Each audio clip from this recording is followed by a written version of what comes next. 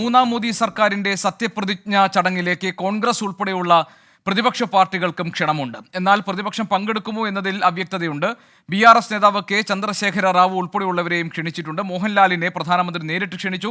Shooting തിരക്കുള്ളതിനാൽ Mohanlal പങ്കെടുക്കില്ല. സത്യപ്രതിജ്ഞയ്ക്ക് ക്ഷണം ലഭിച്ചതായി മുഖ്യമന്ത്രി പിണറായി വിജയൻ പറഞ്ഞു. എന്നാൽ പങ്കെടുക്കുമെന്ന ചോദ്യത്തോട് മുഖ്യമന്ത്രി പ്രതികരിച്ചിട്ടില്ല. 7 വിദേശ രാഷ്ട്ര തലവന്മാരും ചടങ്ങിന് സാക്ഷിയാകും.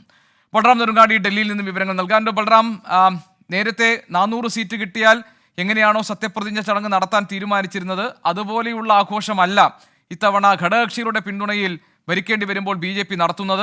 ഏതായാലും നരേന്ദ്രമോദിയുടെ മൂന്നാം സർക്കാർ അധികാരത്തിലെത്താൻ പോകുന്നു. സത്യപ്രതിജ്ഞ ചടങ്ങിലേക്ക് നിരവധി പ്രമുഖർക്ക് ക്ഷണമുണ്ട്. പക്ഷേ ഇപ്പോഴും അവരുടെയൊക്കെ പങ്കാളിത്തം ഉറപ്പാക്കപ്പെടുമോ എന്ന കാര്യത്തിൽ അവ്യക്തതകൾ തുടരുകയാണ്. എന്താണ് പുതിയ വിവരങ്ങൾ?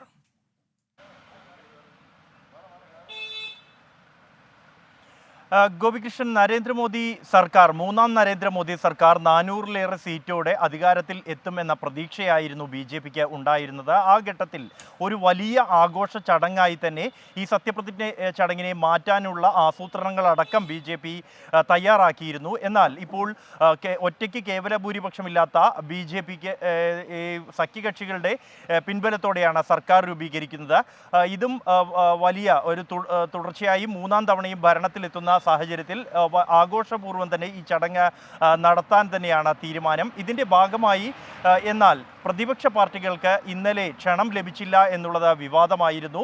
ഇന്ത്യ സഖ്യത്തിൻ്റെ ഭാഗമായതോ അല്ലാത്തതോ ആയ പ്രതിപക്ഷ പാർട്ടികൾക്ക് ആർക്കും തന്നെ ഇന്നലെ രാത്രി 10 മണിവരെയും ക്ഷണം ലഭിച്ചിട്ടില്ല എന്ന് ഈ വിവിധ പാർട്ടികൾ വ്യക്തമാക്കിയിരുന്നു. ബംഗാൾ മുഖ്യമന്ത്രി മമതാ ബാനർജി ക്ഷണം ലഭിച്ചാലും താനോ പാർട്ടി നേതാക്കളോ പങ്കെടുക്കില്ല എന്ന് വ്യക്തമാക്കിയിരുന്നെങ്കിലും പങ്കെടുക്കുന്ന കാര്യത്തിൽ കൂട്ടായ ഒരു തീരുമാനം എടുക്കേണ്ടതുണ്ട് ഈ ചടങ്ങിലെ പങ്കാളിത്തത്തെ സംബന്ധിച്ച് എന്നുള്ളതാണ് കോൺഗ്രസിൻ്റെ അഭിപ്രായം ഉയർന്നു വന്നത്. ഇന്നാണ് എന്നാൽ മറ്റ് പലർക്കും AICC അധ്യക്ഷൻ മല്ലികാർജുൻ ഖാർഗെ അടക്കമുള്ളവർക്ക് ഔദ്യോഗികമായി ഈ ചടങ്ങിലേക്ക് ക്ഷണം ലഭിച്ചിരിക്കുന്നു. അല്പസമയം മുമ്പ് മറ്റു പാർട്ടി നേതാക്കൾക്കും സമാനമായി തന്നെ ക്ഷണക്കത്ത് ലഭിച്ചിട്ടുണ്ട്. സംസ്ഥാന സർക്കാരിനായി മുഖ്യമന്ത്രി പിണറായി വിജയന് ഔദ്യോഗിക ക്ഷണക്കത്ത് ലഭിച്ചിട്ടുണ്ട്. ചടങ്ങിൽ പങ്കെടുക്കുന്നതിനായി കേരള ഹൗസിലാണ് ഈ ക്ഷണക്കത്ത് ലഭിച്ചത്, ചടങ്ങിലേക്കുള്ള ക്ഷണക്കത്ത് ലഭിച്ചിരിക്കുന്നത്. എന്നാൽ പങ്കെടുക്കുമോ എന്ന കാര്യത്തിൽ ഇതുവരെയും പ്രതിപക്ഷ പാർട്ടികൾ ആരും തന്നെ കൃത്യമായ മറുപടി ഇക്കാര്യത്തിൽ നൽകിയിട്ടില്ല. നിലവിൽ ലഭിക്കുന്ന സൂചനകൾ അനുസരിച്ച് പ്രതിപക്ഷ പാർട്ടികൾ എല്ലാവരും തന്നെ ഈ ചടങ്ങിൽ നിന്നും വിട്ടു നിൽക്കും എന്നാണ് മനസ്സിലാക്കാൻ കഴിയുന്നത്. നരേന്ദ്രമോദി സർക്കാരിൻ്റെ കഴിഞ്ഞ 2014-ലെയും 2019-ലെയും സത്യപ്രതിജ്ഞ ചടങ്ങുകളിൽ പ്രതിപക്ഷം പങ്കെടുത്തിരുന്നില്ല. സമാനമായ നീക്കം തന്നെ ഇത്തവണയും നടക്കും എന്ന് തന്നെയാണ് നിലവിൽ മനസ്സിലാക്കാൻ കഴിയുന്നത്. ഇന്ത്യ സഖ്യത്തിൻ്റെ ഭാഗമല്ലാത്ത BRS, BJD അടക്കമുള്ള പാർട്ടികൾക്കും ഈ ക്ഷണക്കത്ത് ചടങ്ങിനായി ലഭിച്ചിട്ടുണ്ട് എന്ന് ആണ് ലഭ്യമാകുന്ന വിവരം. ഇവരുടെ പങ്കാളിത്തം സംബന്ധിച്ചും ഇപ്പോഴും വ്യക്തതയില്ല. പങ്കെടുക്കുമോ എന്ന കാര്യത്തിൽ ഈ പ്രതിപക്ഷ പാർട്ടികൾ ആരും തന്നെ ഇതുവരെയും പരസ്യമായ ഒരു പ്രതികരണം നടത്തിയിട്ടില്ല. ഇതോടൊപ്പം തന്നെ അയൽ രാജ്യങ്ങളുടെ രാഷ്ട്രതലവന്മാർ അടക്കമുള്ള വലിയ സദസ്സ് തന്നെയായിരിക്കും പ്രധാനമന്ത്രി നരേന്ദ്രമോദിയുടെ ഈ മൂന്നാം സത്യപ്രതിജ്ഞാ ചടങ്ങിൽ പങ്കെടുക്കുക. ഗോപികൃഷ്ണൻ, ഈ പ്രതിപക്ഷ രാഷ്ട്രീയ പാർട്ടികളുടെ കാര്യത്തിൽ അവർ ഈ ചടങ്ങിൽ, സത്യപ്രതിജ്ഞ ചടങ്ങിൽ അവർക്ക് ക്ഷണം ലഭിച്ചിട്ടുണ്ട്, പങ്കെടുക്കുമോ എന്ന കാര്യത്തിൽ ഇനി ആലോചനകളൊക്കെ ആവശ്യമുണ്ടോ ബൽറാം? അതായത് സാമാന്യമായ രീതിയിൽ ഒരു മര്യാദ എന്ന നിലയിൽ ഒരുപക്ഷെ പ്രതിപക്ഷ നേതാക്കൾ പങ്കെടുക്കേണ്ടതല്ലേ ക്ഷണം ലഭിച്ചിരിക്കുന്ന സാഹചര്യത്തിൽ? ആ കാര്യത്തിൽ ഇപ്പോഴും എന്തുകൊണ്ടാണ് അവ്യക്തത?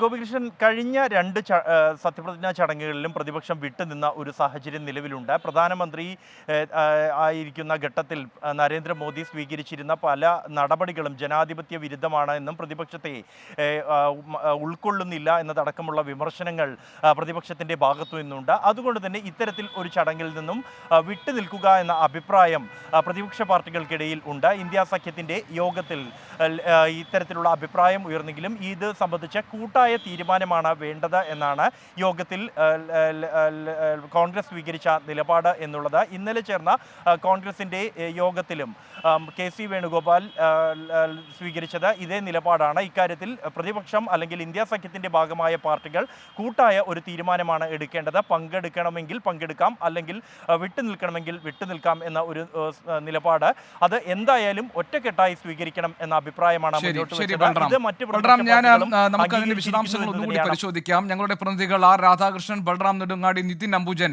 ആർ അച്യുതൻ എന്നിവർ ഡൽഹിയിൽ നിന്ന് സമ്പൂർണ്ണമായ വിവരങ്ങളുമായി നമുക്കൊപ്പം ചേരുകയാണ്. ഈ മണിക്കൂറുകളിൽ ഏറ്റവും പ്രധാനപ്പെട്ട ഉദ്വേഗം ജനകമായ ചില നിമിഷങ്ങളിലൂടെ ഇപ്പോൾ കടന്നു പോകുന്നുണ്ട്. കേന്ദ്ര മന്ത്രിസഭാ രൂപീകരണം സംബന്ധിച്ച കാര്യങ്ങളിൽ, സത്യപ്രതിജ്ഞയുമായി ബന്ധപ്പെട്ട കാര്യങ്ങളിൽ നിലനിൽക്കുന്ന അവ്യക്തതകൾ നിലവിലെ സാഹചര്യത്തിൽ ഈ മണിക്കൂറുകളെ ഏറെ വാർത്താ പ്രാധാന്യമുള്ള മണിക്കൂറുകളാക്കി മാറ്റി തീർക്കുന്നു.